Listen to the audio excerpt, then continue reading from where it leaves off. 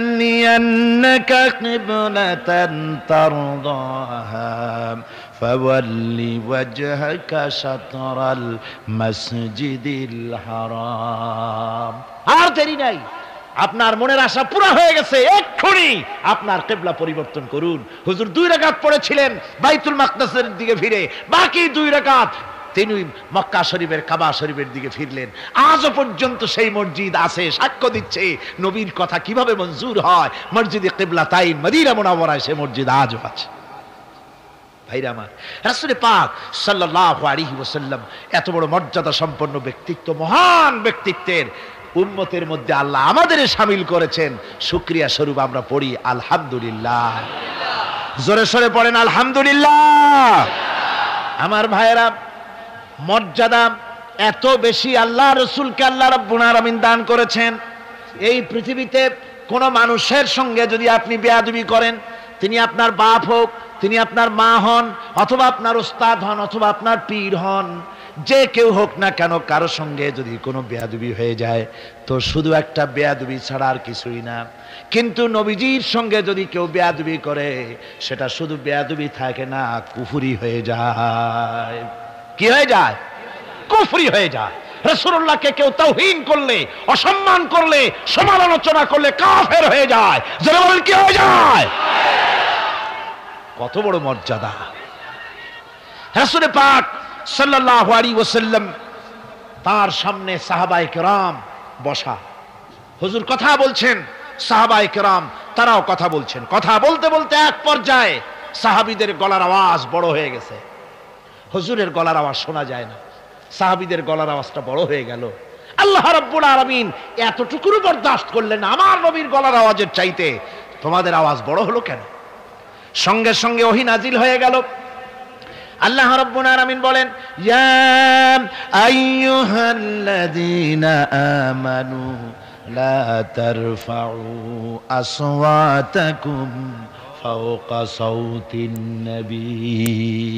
ও বিশ্বাসীরা, খবরদার, তোমরা যারা ঈমান এনেছো শোনো, তোমাদের গলার আওয়াজ যেন আমার নবীর গলার আওয়াজের চাইতে বড় না হয়ে যায়।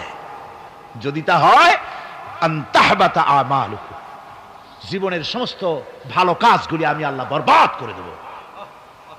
আজ পর্যন্ত এই আয়াতে কারিমা রাসূল পাক সাল্লাল্লাহু আলাইহি ওয়াসাল্লামের রওজায়ে আতহারের সামনে সবুজ সাইনবোর্ডের উপরে সোনার অক্ষর দিয়ে এই আয়াতে কারিমা লেখা রয়েছে, সুবহানাল্লাহ।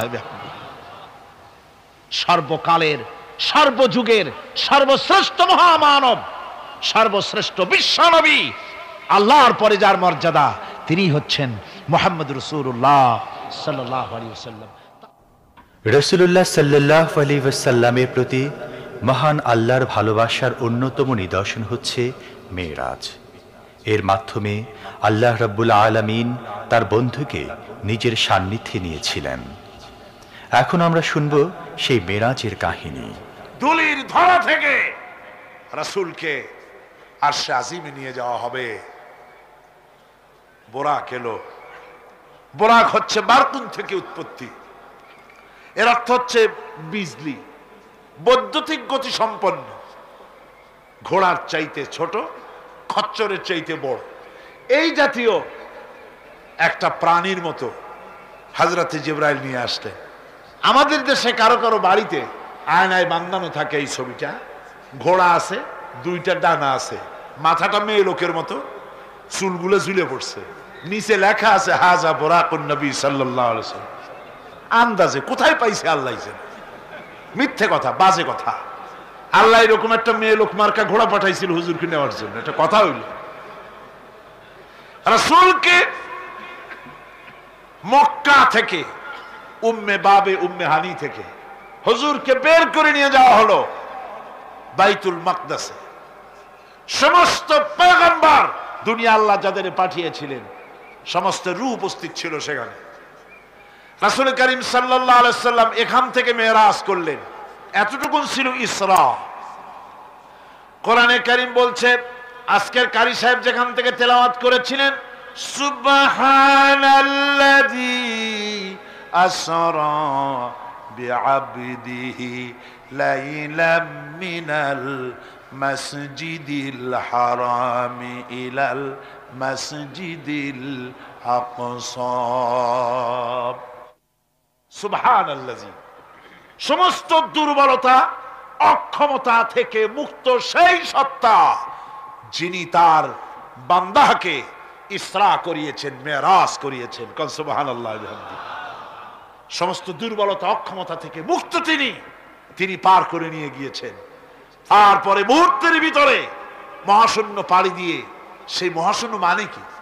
এইখান থেকে সূর্য কত দূরে জানেন না? 9,30,00,000 মাইল দূরে এখান থেকে সূর্য। সেই সূর্য, তারপরে রয়েছে গ্যালাক্সি, মিল্কি ওয়ে, গ্রহ নক্ষত্র, সে যে কত দূরে, যে সমস্ত তারকা, এমন বহুত তারকা আছে যে তারকা সৃষ্টির পর তার আলো পৃথিবীর মাটি আজ পর্যন্ত স্পর্শ করে নাই, অথচ